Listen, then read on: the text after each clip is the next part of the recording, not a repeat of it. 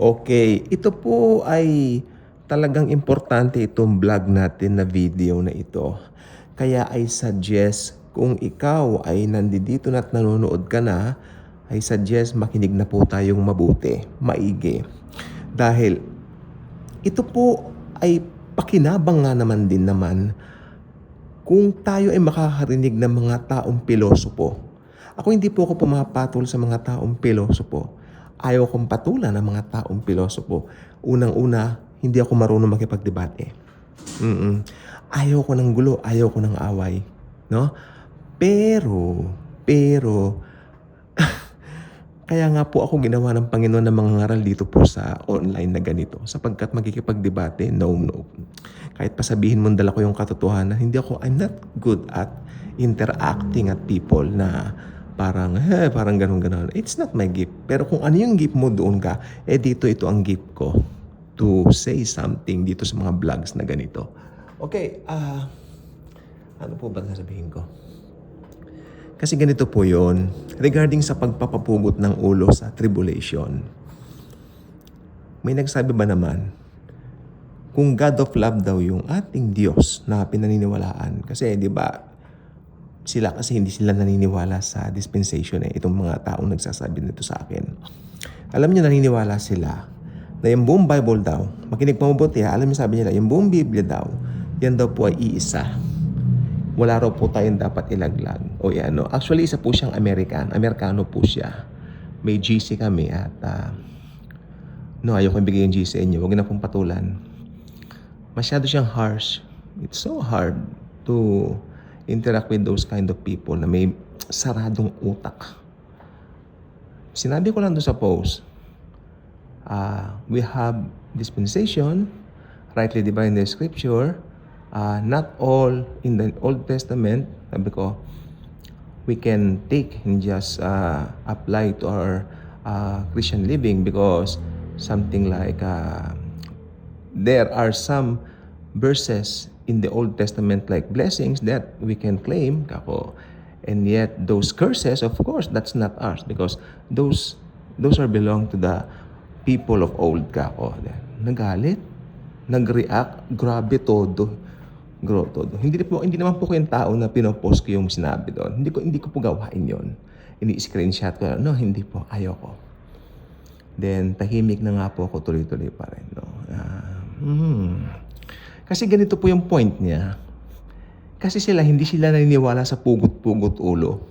Naniniwala sila yung rapture at second coming, the same event. Fine. Siguro, hindi ako magkikipagdebate.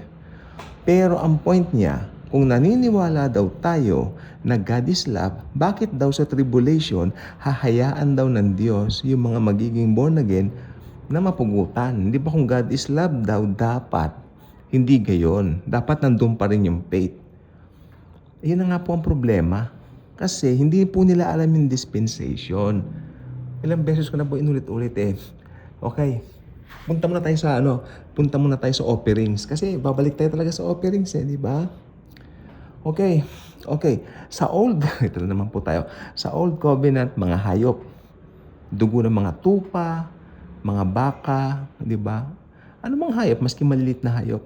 Because yung mga offerings, makinig mo mabuti, yung mga offerings, it represents you, the offerer.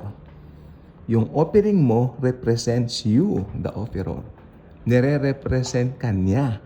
Yung dugo nung, offering mo, ano man yan, hayop na yan, tupa man yan, baka man yan, whatsoever man yan, yung dugo nun, yan ang i-sprinkle dun sa Holy of Holies na anumang ceremonial, nila doon, no? High priest ang gagawa noon. Nandun siya sa kaloob-looban ng templo. Then paglabas niya, pupunta siya dun sa offerer para sabihin na, hey, okay na. Pero wag ka. Pag may nakita siyang blemish or palpak dun sa offering mo, pababalikin ka. Maghanap ka ng bago mong offering. Yung walang blemish, unblemished. Ang hirap, Hindi po ba ang hirap? Ang hirap-hirap. Hirap talaga. Thank God, God the Father sent Jesus Christ. Ito po yung si Jesus na buhay ng 33 years. At alam niyo ba si Jesus Christ? He was born to die. Pinanganak siya para mamatay sa cross. Kaya nung si Jesus nakabayubay sa cross, sumigaw siya, tetelestai, it is finished. Kaya yung kanyang kamatayan sa cross, yun po ang ating perfect offering. Makinig po kayo, it's not an offering only.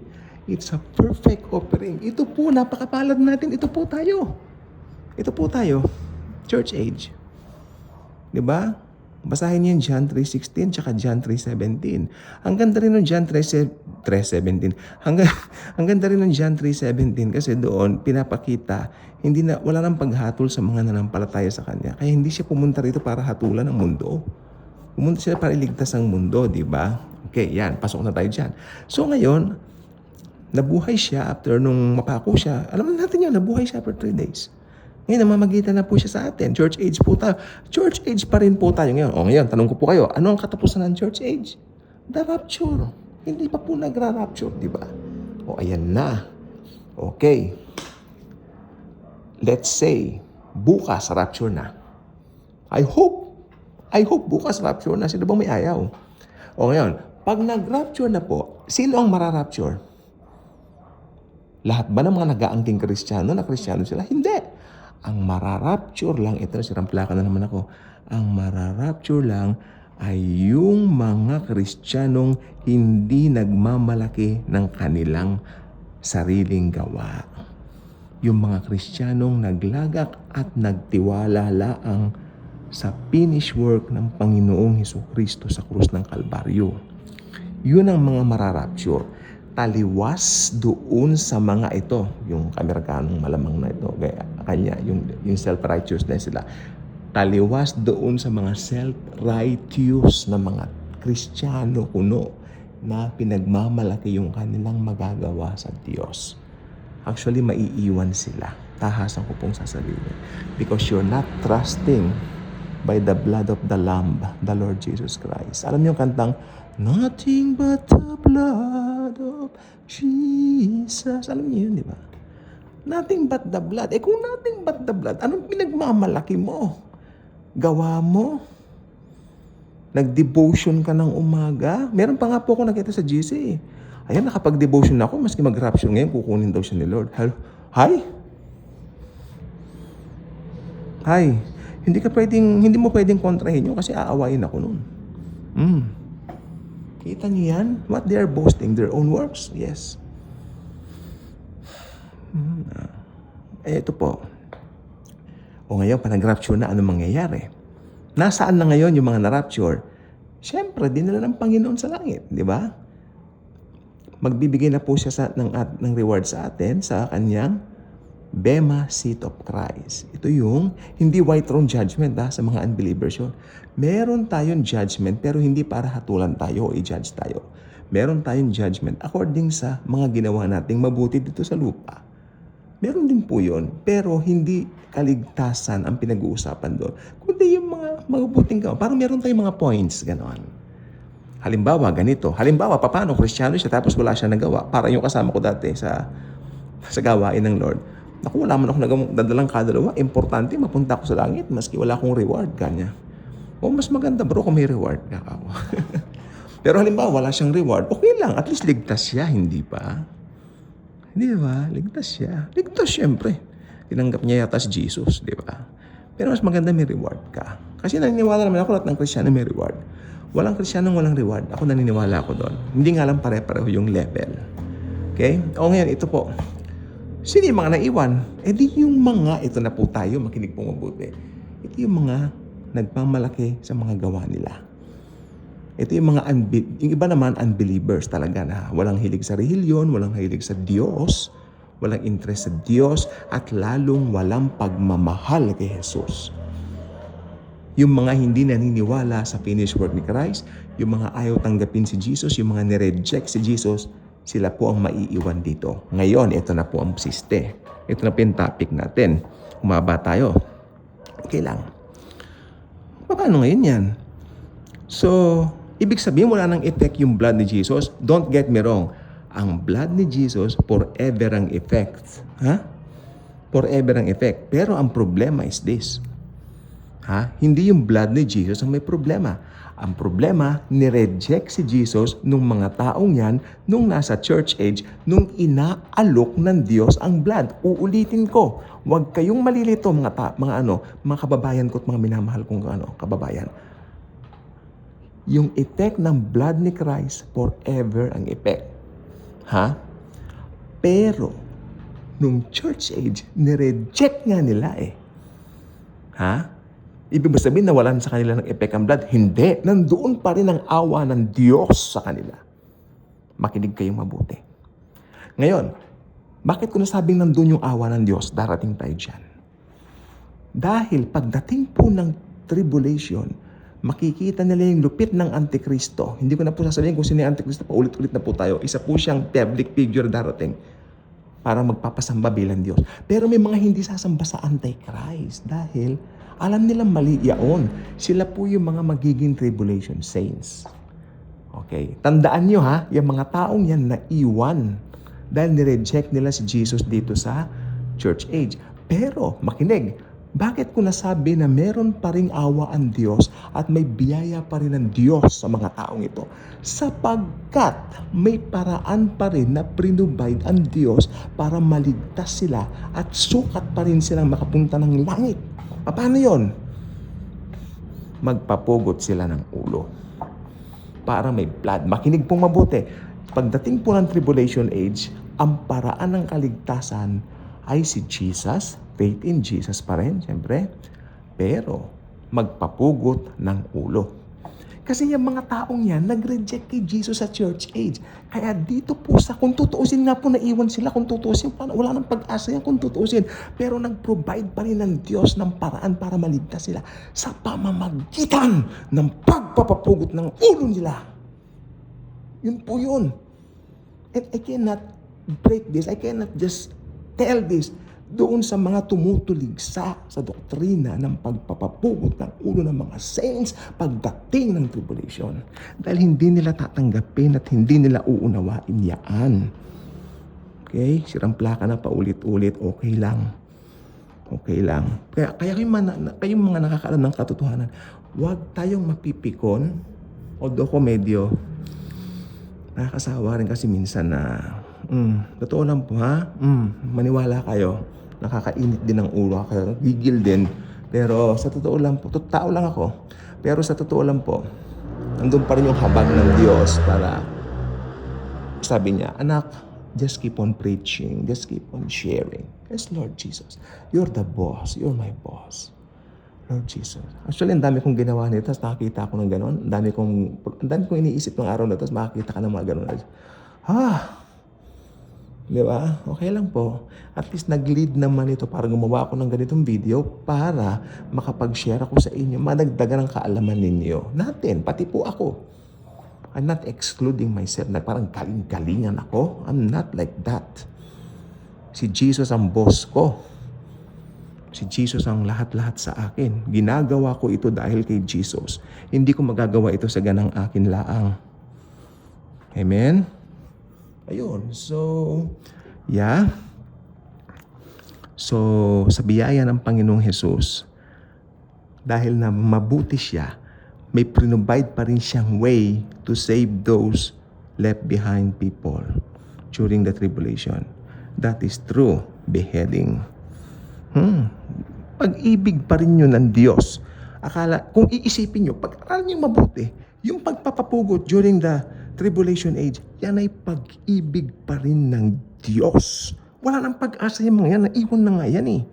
Pero dahil mabuti ang Diyos, hindi niya papabayaan yung mga gustong bumalik, gustong makilala siya during the tribulation.